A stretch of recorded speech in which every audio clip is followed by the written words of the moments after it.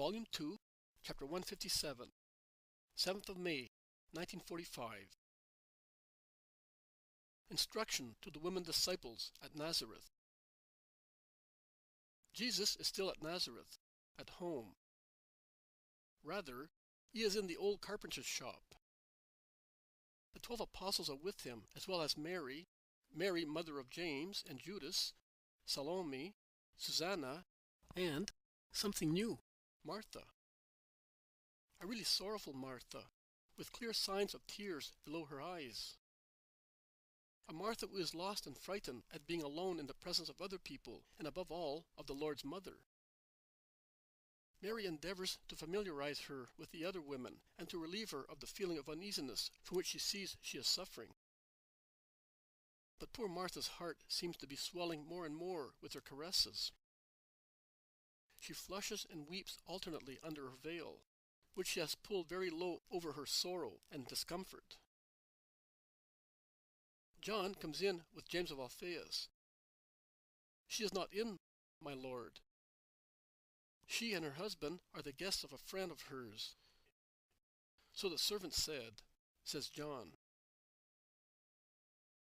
"She will certainly be sorry, but she will always be able to see you and receive your instructions," concludes James of Alphaeus. All right. The group of women disciples is not here as I expected it.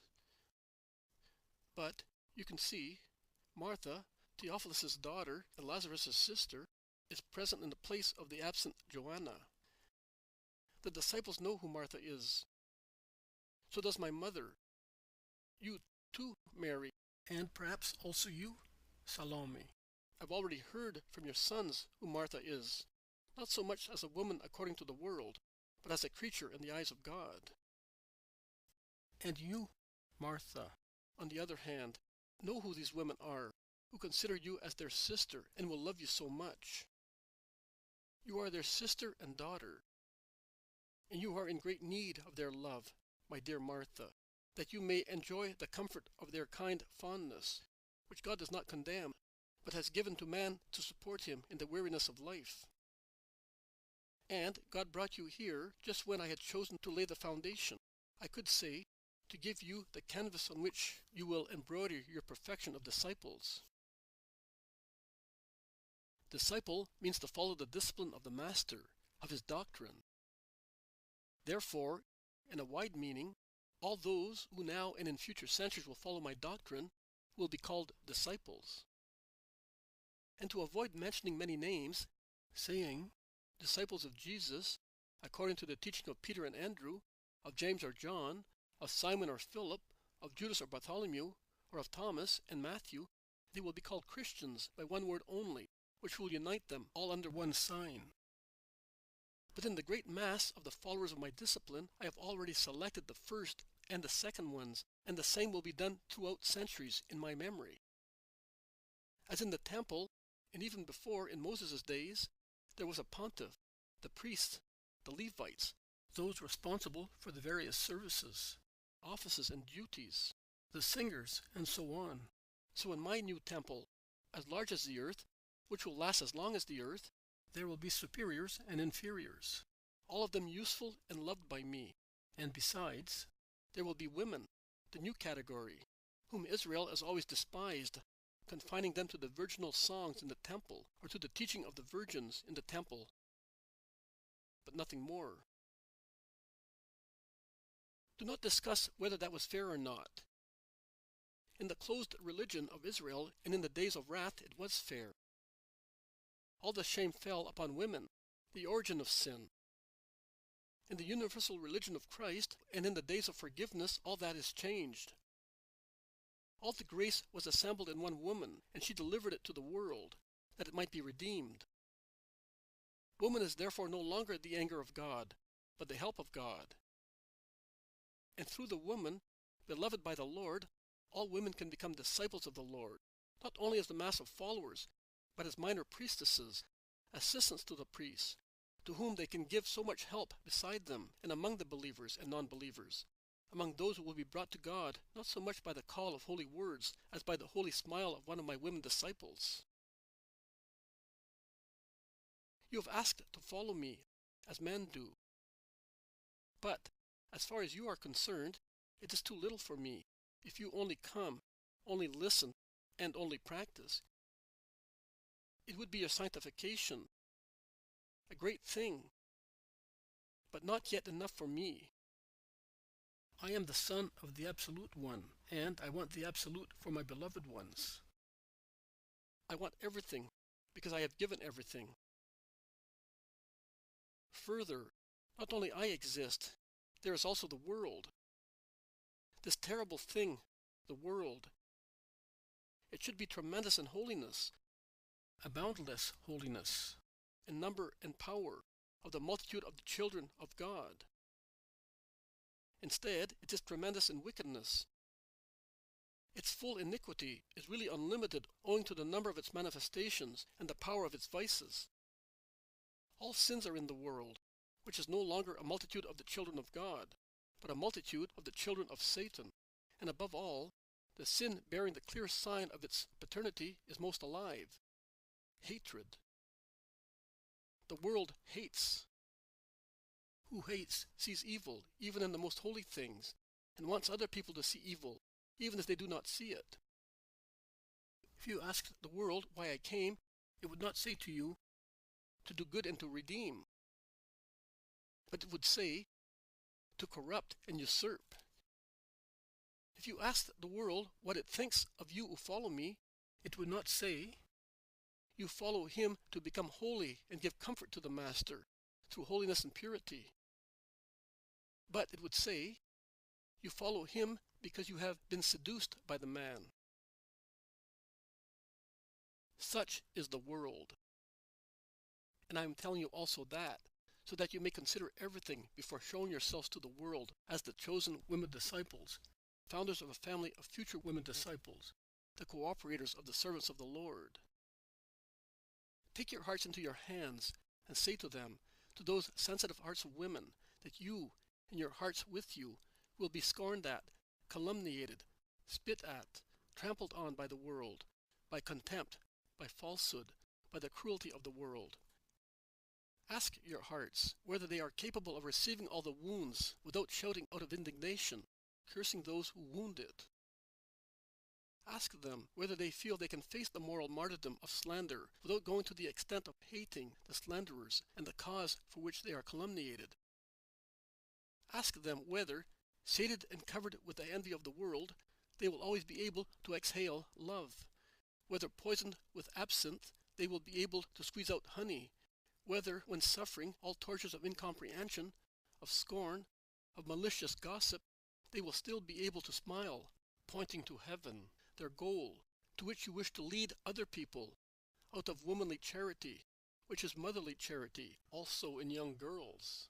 Still motherly even if bestowed upon old people who could be your ancestors, but are spiritual babies just born and incapable of understanding and conducting themselves in the way, the life, the truth, the wisdom that I have come to bring by giving myself.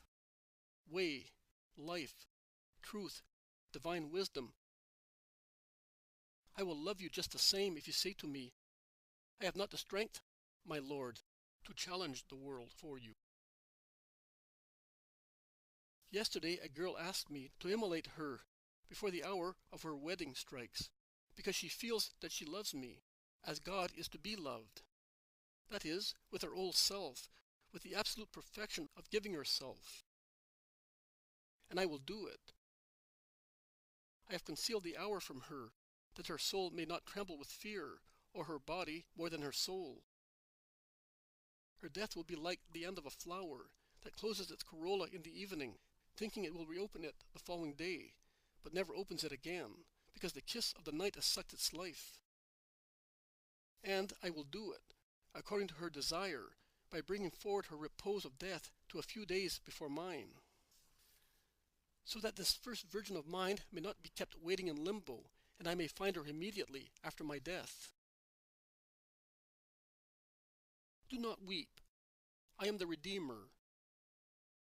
This holy girl did not ask to follow me, but she did not limit herself to hosannas immediately after the miracle, but she worked the miracle as if it were money invested at an interest, and from human gratitude she passed to a supernatural one, from an earthly desire to a heavenly one, showing a maturity of spirit which is superior to almost everybody else's.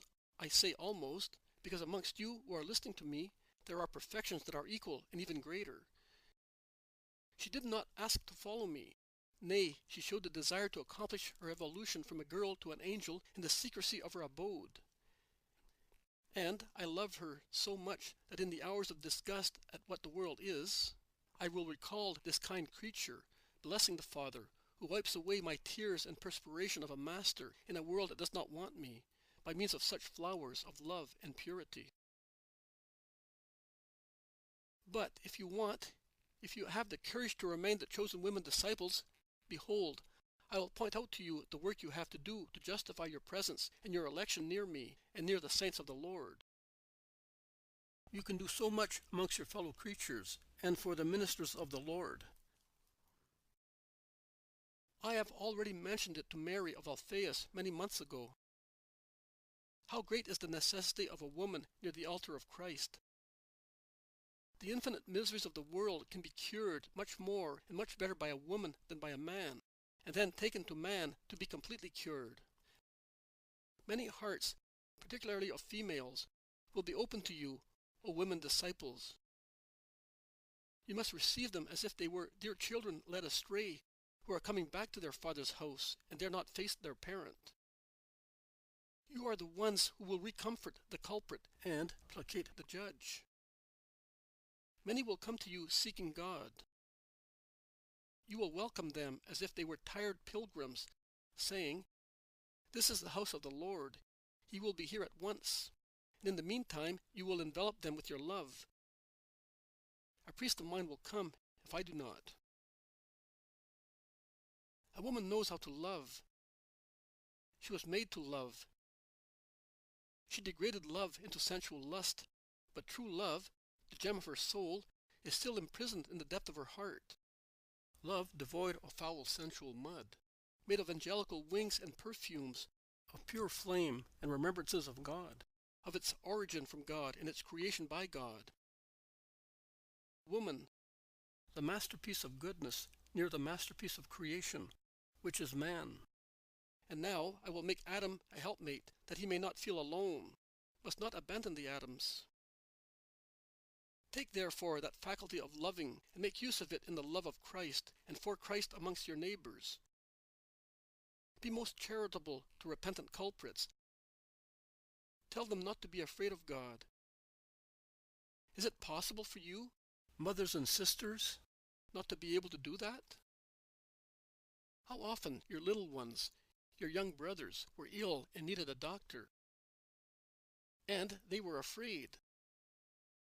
But with caresses and loving words you relieved them of their fear, and they, no longer terrified as before, with their little hands held by yours, let the doctor cure them. Culprits are your sick brothers and children, who are afraid of the doctor's hand, and of his sentence. No, it must not be so. Since you know how good God is, tell them that God is good, and no one must be afraid of him. Even if he is frank and resolute in saying, "You shall not do it again," he will not reject who has already done it and has fallen ill, but he will cure him to restore him to health. Be mothers and sisters to holy, living people. They, too, need love. They will become tired and worn out in evangelizing. They will not be able to do all that is to be done. Help them, discreetly and diligently. Women know how to work at home, near tables and beds, at looms and everything that is needed for everyday life. The future of the church will be a continuous flow of pilgrims to the places of God. Be their kind hotel keepers, taking upon yourselves all the most humble work, so that the ministers of God may be free to continue the work of the Master. Then difficult, sanguinary, cruel times will come. Christians, also the holy ones, will undergo hours of terror and weakness. Man is never very strong in suffering. Women, instead, as compared to man, Enjoy the true kingliness of being able to suffer. Teach men, supporting them in the hours of fear, discouragement, tears, tiredness, and bloodshed. In our history, we have examples of wonderful women who performed deeds of liberating daring. We have Judith, Jael. But believe me, no one is greater, so far, than the mother who was 8 times a martyr, 7 times with each of her sons, and once herself, in the times of the Maccabees. Then there will be another one, and after her, there will be countless numbers of heroines of sorrow and in sorrow, women who will be the solace of martyrs and martyrs themselves, who will be angels for those who are persecuted, silent priestesses who will preach God by their way of living, and who, with no other consecration but the one they received from the God love, will be consecrated and worthy of it. Those are the outlines of your main duties. I will not be able to devote much time to you in particular, but you will be formed by listening to me, and you will be formed even more under the perfect guidance of my mother. Yesterday, this maternal hand, and Jesus takes Mary's hand in his own, brought me the girl of whom I have spoken to you, and who told me that to listen to her and be beside her for a few hours had matured the fruit of the grace she had received, that carried it to perfection. It is not the first time that my mother has worked for Christ, her Son. You, who are my disciples as well as cousins, know what Mary is for the formation of souls to God, and you will be able to tell both those men and women who may be afraid that I have not prepared them for their mission, or that they are insufficiently prepared when I shall no longer be with you. My mother will be with you now, when I am not amongst you, and later when I shall no longer be with you. She will remain with you, and with her will remain the wisdom of all her virtues. As from now on, you may follow all her advice. Yesterday evening, when we were alone, and I was sitting near her, as I used to when I was a child, my head resting on her shoulder, which is so soft and strong, my mother said to me, we had been talking of the girl who had left early in the afternoon, with enclosed in her virginal heart a sun, brighter than the one in the sky, her holy secret. She said to me, how lovely it is to be the Redeemer's mother. Yes, how lovely it is when the creature coming to the Redeemer is already a creature of God, a creature in whom there is only the stain of origin, that can only be washed away by me. All the other small stains of human imperfection have been washed away by love. But, my sweet mother, most pure guide of souls to your Son, holy star of orientation, kind teacher of saints, pious foster mother of the most little ones, healthy cure of sick people, not always such creatures who are not repugnant to holiness, will be coming to you. But lepers, horrors, stench, a tangle of snakes and foul things will creep to your feet, O Queen of mankind, and will shout, have mercy, succor us, take us to your Son. And you will have to put this pure hand of yours on their wounds, and bend with your eyes of a heavenly dove on hellish deformities. Inhale the stench of sin and not run away. Nay, you will have to press to your heart those who have been mutilated by Satan, those abortions, that filth, and wash them with your tears and bring them to me. And then you will say, how difficult it is to be the Redeemer's mother. But you will do it because you are the mother. I kiss and bless these hands of yours, from which so many creatures will come to me, and each of them will be a glory of mine. But before mine, it will be a glory of yours, Holy Mother. My dear women disciples, follow the example of my teacher, of the teacher of James and Judas, of everyone who wishes to be formed in grace and wisdom. Follow her word. It is the same as mine, but made sweeter. Nothing is to be added to it, because it is the word of the Mother of Wisdom.